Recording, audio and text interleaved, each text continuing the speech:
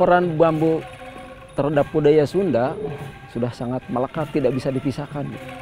Dan bahkan orang tua kami dulu mempergunakan perkakas-perkakas rumah tangga itu dari bambu. Seperti menanak nasi, sebelumnya juga membersihkan beras pada namanya boboko dari bambu. Kemudian waktu membersihkan berasnya sendiri pakai namanya nyiru begitu. Kemudian untuk menyaring sesuatu juga ayakan. Apalagi di pedesaan rumah-rumah terbuat daripada bambu. Dalam alat musik yang dari bambu. Itu yang seperti kami dibikin ada angklung, ada calung, ada gambang, kemudian juga di luar daerah ada yang namanya celempung, ada yang namanya suling, ada yang namanya karinding. Sangat luas sekali itu peran bambu.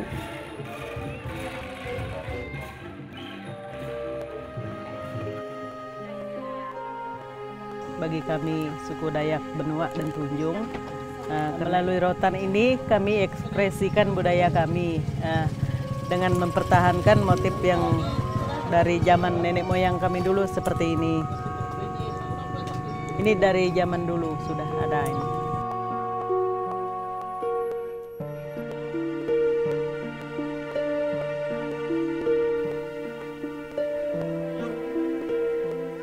Nah, ini getah dilutung, ya kerjanya sekitar 5 hari. Ya kalau dijual per kilonya 8.000. Beratnya getah dilutung ini bekerja 5 hari sekitar 140 kilo.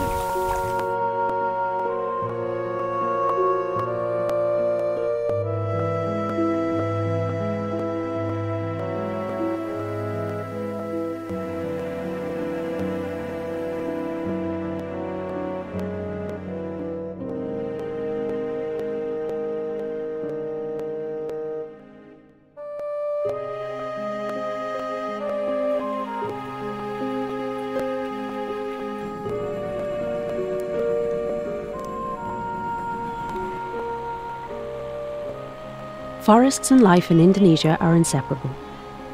In addition to the rich biodiversity, more than 48 million people depend on the forest for their livelihoods.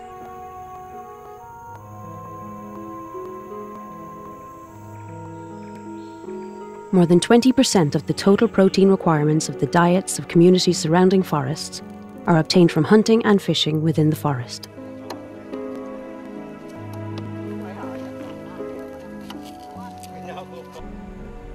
From the forest, clean air blows, water flows, medicine is collected, inspiration for culture is created.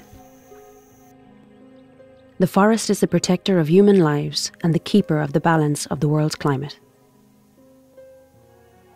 One of the most important economic contributions of forests are the various non-timber forest products that have long been utilized by communities.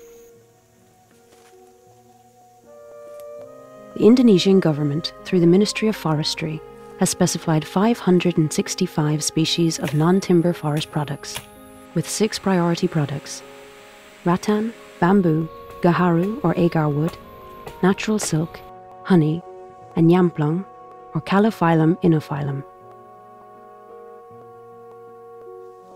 Ada kelompok masyarakat yang selama ini memang sangat tergantung dengan HBK itu, hasil hutan bukan kayu, dari potensi di hutan itu. Hanya itu tidak diperhitungkan. Nah, kalau kemudian ditanya bagaimana peran mereka, sebenarnya yang paling harus kita perhatikan itu adalah aspek sosialnya, aspek psikologisnya gitu, aspek historis dari gitu. Jadi itu yang selama ini tidak diperhatikan. Hanya ada di level-level yang permukaan gitu. Misalnya seperti pariwisata, lalu kemudian mereka semua campaign tentang hasil hutan bukan kayu, tapi esensinya, kebijakannya itu nggak menyentuh sama sekali ke masyarakat. Padahal itu adalah kelompok yang besar. Jadi kalau misalnya kayu, timber itu kemudian kolaps begitu, masih ada kelompok masyarakat yang tetap mempertahankan hutannya karena mereka bertahan dari hasil hutan bukan kayu itu.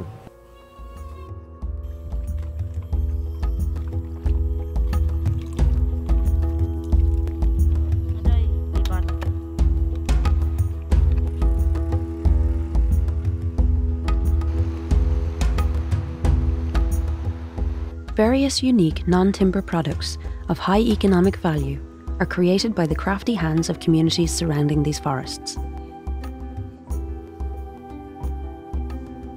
handicrafts of ancestral Indonesian heritage bridge the traditional culture with modern urban lives.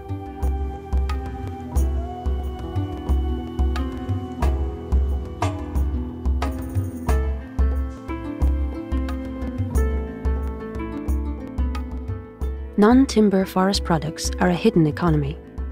Based on data from the World Bank, the global trade value of non-timber forest products in 2004 reached $11 billion.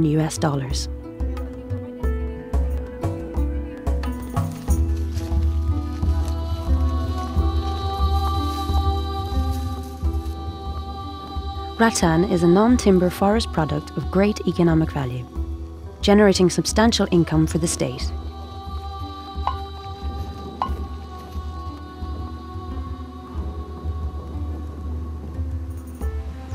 Indonesia's forests are home to 350 rattan species, which makes Indonesia the world's largest rattan producer.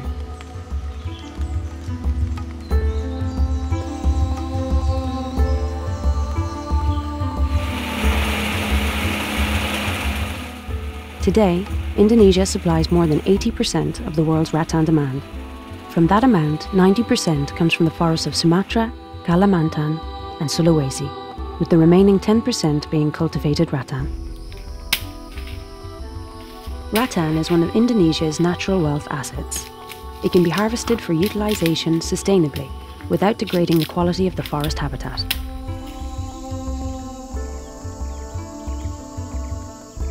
Rattan has long been used by communities surrounding forests to make various household needs, ranging from building materials to utensils. It is also an important raw material for the furniture industry in Indonesia. Bagi saya orang rotan super penting ya, karena tidak ada hutan yang nggak ada rotan. Karena tidak ada sampai sekarang hutan rotan. Yang ada hutan, di dalamnya ada rotan. Jadi kalau hutannya hilang, otomatis rotannya juga hilang. Karena si rotan itu bisa hidup kalau ada pohon untuk merambat.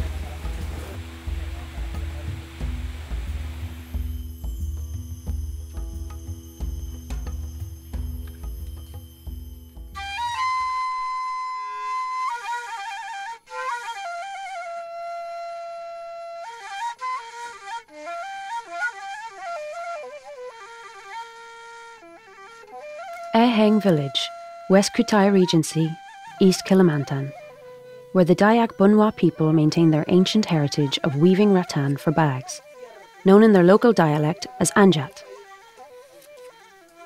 Nowadays, these rattan products form one of their main sources of livelihood.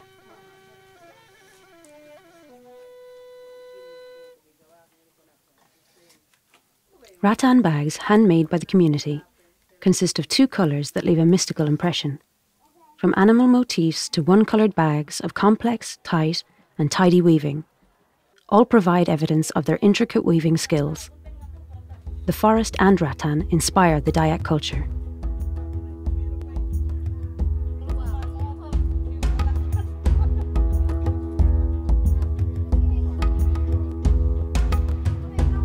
Menurut kami yang di sini, rotan ini sangat penting bagi kami. Sangat penting bagi kehidupan kami. Pada umumnya kami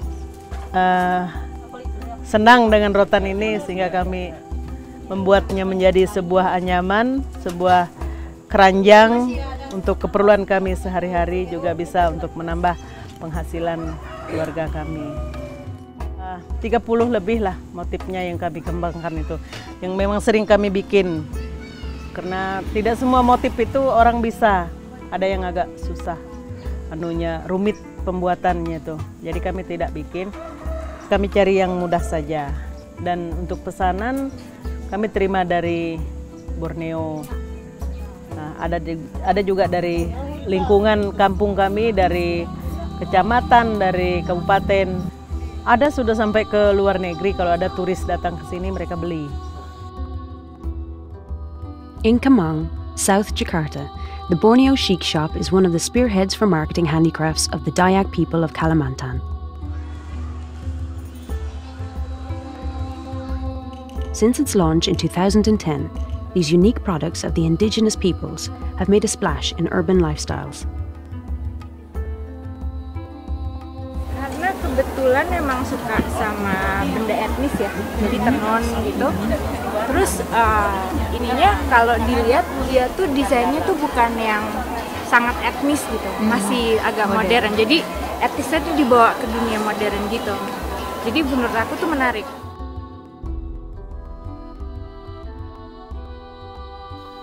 The supply of rattan as raw material for these products depends on the condition of the forests. Of the 130 million hectares of forest in Indonesia, it is estimated that rattan grows in less than 12 million hectares due to massive forest degradation.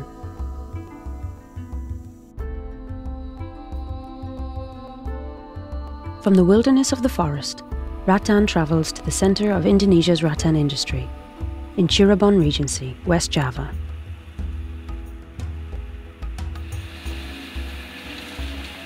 The rattan furniture industry in the northern coast of Java Island employs hundreds of thousands of workers. After the Ministry of Commerce banned the export of raw rattan in late 2011, the domestic finished rattan industry grew. The Indonesian Furniture Industry and Handicraft Association, ASMINDO, states that from January to August 2012, the export of finished rattan products increased to $142.3 million. This is a 25% increase from $113.6 million from the same period in 2011.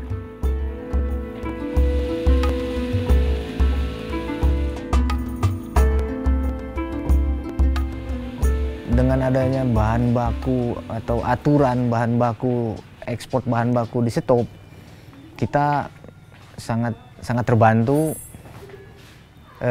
Kenapa sangat terbantu?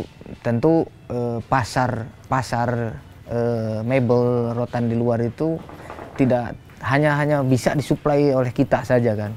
Otomatis demand pembelian akan sangat meningkat, cepat sekali meningkatnya. Seperti contoh sekarang ini bisa dilihat di sini. Dulu sebagian kayu, sebagian rotan sekarang didominasi sama rotan semua karena memang pembeli rotan sudah pada balik lagi ke sini.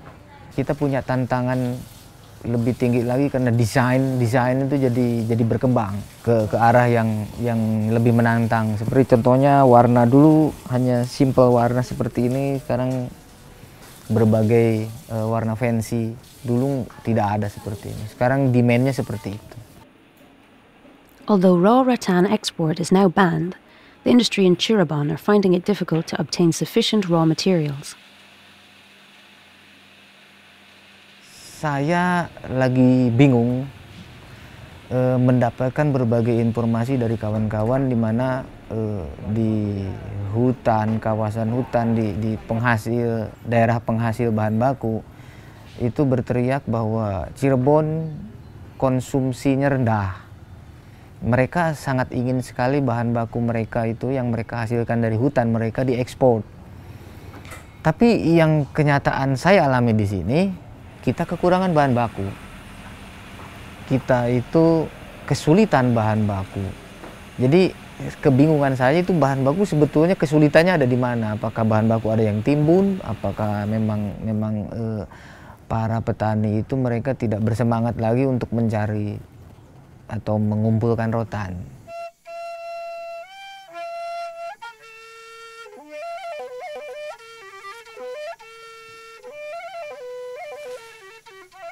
One long-term solution to meet the rattan demand is replanting, something the Dayaks have mastered in Eheng village.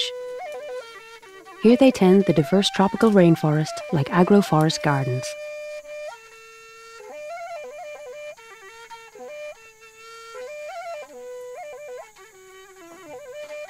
Jadi ini rotan yang kami tanam, tanamnya mulai ini sekitar umur 5 bulan.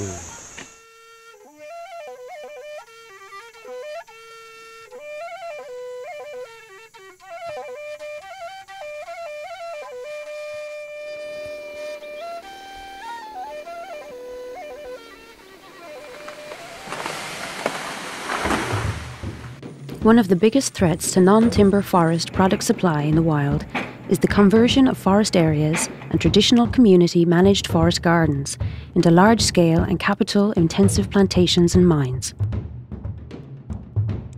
Large-scale forest exploitation for timber and land have occurred for more than 5 decades, scarring the face of millions of hectares of Indonesia's tropical forests. One of the most threatened provinces is central Kalimantan.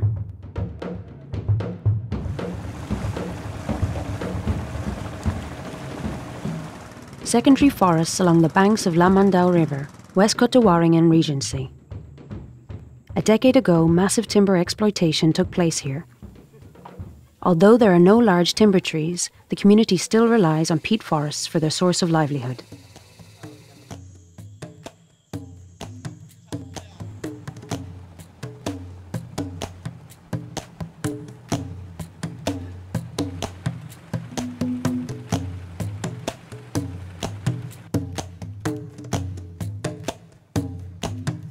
Kita sekarang sedang berada di hutan yang berbatasan dengan SM Sungai Lamandau.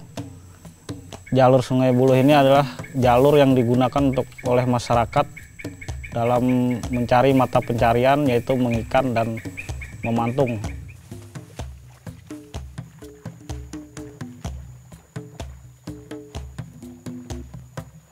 Yellowtongue trees grow deep in the peat swamps. The species is native to swamps of Sumatra, Kalimantan, Malaysia and Thailand. The tree is felled and the timber is collected. Due to overharvesting, yellowtongue is becoming scarcer in the wild.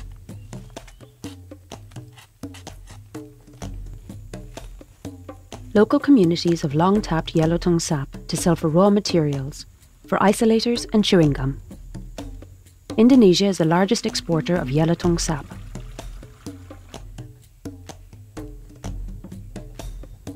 Central Kalimantan alone exports more than 176 tons of yellowtongue sap annually, with an average value of more than $800,000 US. Untuk penghasilan itu dari penyadapan batang pantung ya. Kalau memang lagi baik, itu kadang-kadang kita dapat sampai 40 atau 35 liter. Tapi kalau lagi apes, kalau sudah musimnya hujan atau musim gugur daun, itu kadang-kadang cuma dapat 20 liter atau 25 liter aja per hari itu. Kalau diuangkan per hari, itu kadang-kadang dapatnya 100 atau 150 ribu. Pohon jelutung ini merupakan pohon asli atau pohon alami yang tumbuh di sekitar kawasan gambut yang ada di Suaka Marga Satwa Sungai Lamandau. Pohon jelutung ini sangat perlu kita pelihara dan bahkan sangat perlu kita tambah jumlah populasinya, karena selain pohon ini bisa meningkatkan tingkat konservasi atau perlindungan hutan, juga sangat bermanfaat secara ekonomi bagi masyarakat di sekitar kawasan tersebut. More than 150 families in the Lamandau Wildlife Conservation Area depend on the yellowtongue for their main source of livelihood.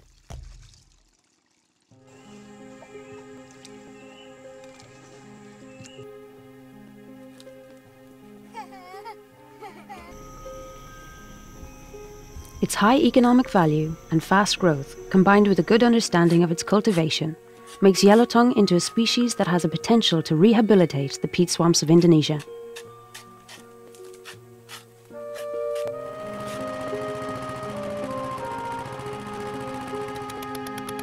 Kawasan ini merupakan kawasan hutan negara yang berstatus hutan produksi dan hutan produksi konversi. Kawasan ini luasnya itu 2.500 hektar. Setelah kami melakukan analisa, baik itu analisa sosial ataupun analisa vegetasi kawasan, hutan ini yang akan kami rencanakan untuk dijadikan model program hutan kemasyarakatan.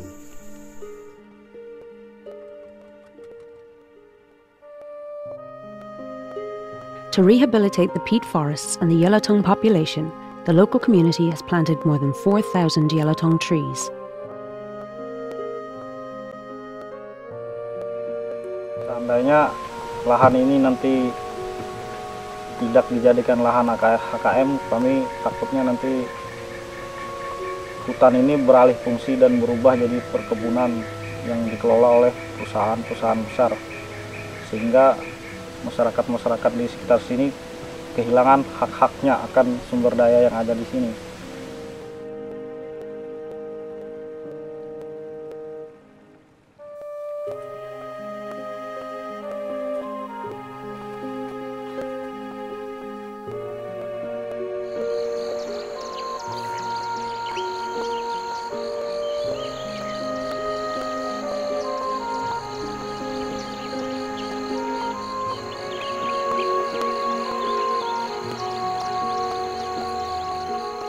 Bamboo is an economically valuable plant with thousands of benefits. It is fast-growing, has a large distribution, and can be managed sustainably. With these advantages, bamboo can be a good choice for rehabilitating critical lands and riverbanks.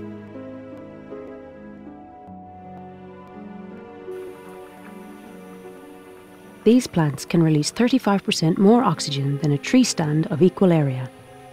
Several bamboo species can even capture an estimated 12 tons of CO2 from the air per hectare per year. From the 1,500 bamboo species of the world, 157 species can be found in Indonesia. Bamboo is an amazing resource to promote the development of the creative economy and is one of the main sources of community livelihoods. Bamboo provides additional income for more than 1.5 billion people worldwide, with trade worth an estimated $10 billion in 2011.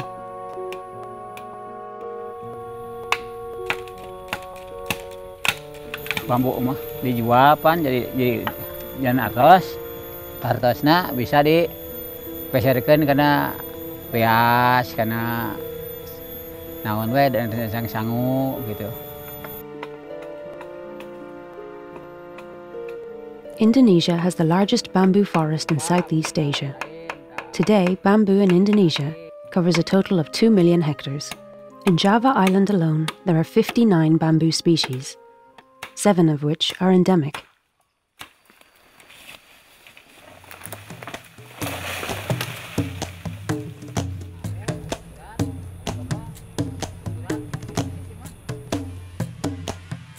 Compared to its weight ratio, bamboo's tensile strength is greater than light steel and requires less production costs. It also requires less energy to process. Although the country's bamboo potential is great, bamboo has not reached its national industrial potential. The global market absorption for Indonesia's bamboo is only 7%, much lower than China's 68%.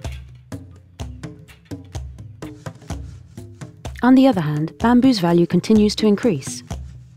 In 2011, its value reached $10 billion and will increase to $20 billion in 2015.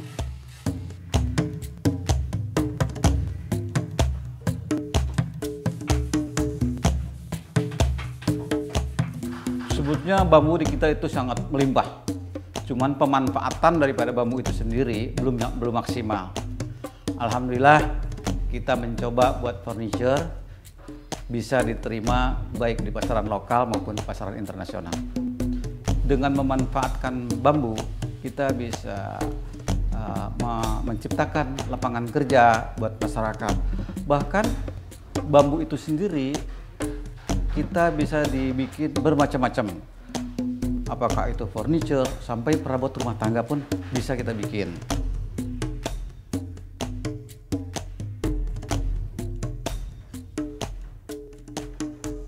In addition to supporting livelihoods, bamboo also plays an important role in conservation.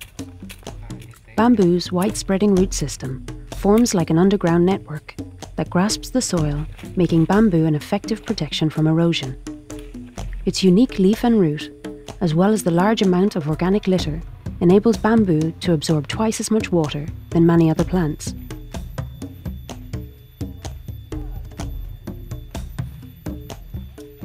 In Mandala Makar village, Tasik Malaya, the community protect their forest to ensure their water supply.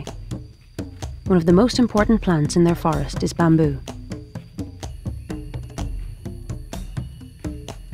Fungsi bambu di lingkungan hutan lindung ini sangat vital sekali, menjadi sumber air, benar-benar sumber air kita gitu. Nahan erosi, terus satwa-satwa lainnya juga bisa hidup di sini. Konservasi seperti ini, hutan lindung seperti ini, istilahnya nanti sampai kapanpun bambu ini nggak pernah habis. Kalau lagi-lagi ada instruksi untuk dikebunin nantinya ke depannya, terus pemanfaatannya lebih ditingkatkan lagi gitu. Harapan saya seperti itu. Bamboo replanting is not only for conservation, but also to protect the tradition of the Sundanese people, whose culture cannot be separated from bamboo, one of which is Saung Uju in Bandung, West Java. Actively and diligently, they continue to introduce and conserve the bamboo musical instrument, the angklung.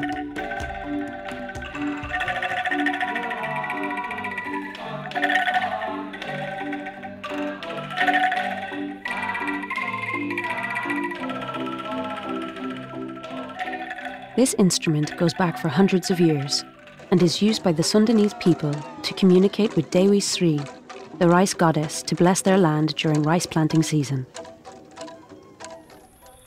Not unlike rattan and yellowtongue, bamboo for angklung is also experiencing overexploitation.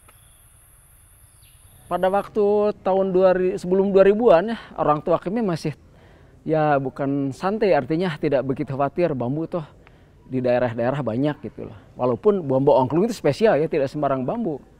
Nah, pada tahun 2000-an ke sini itu mulai perasa kami itu wah, ini dari tahun ke tahun bukan menunjukkan kebutuhan bambu mencukupi, malah sebaliknya. Terus berkurang.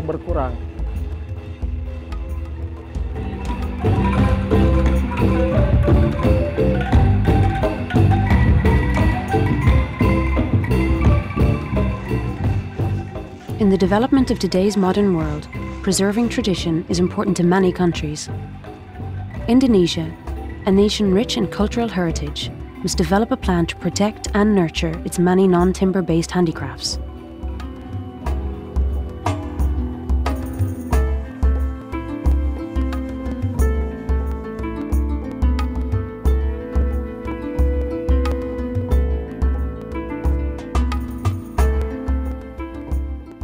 Forest and peat constitute the nation's most valuable assets in developing a sustainable economy in Indonesia.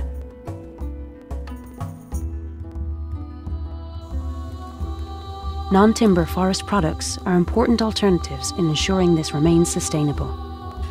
It is time for Indonesia to leave behind the extractive forest industries that cause deforestation and instead promote the alternatives.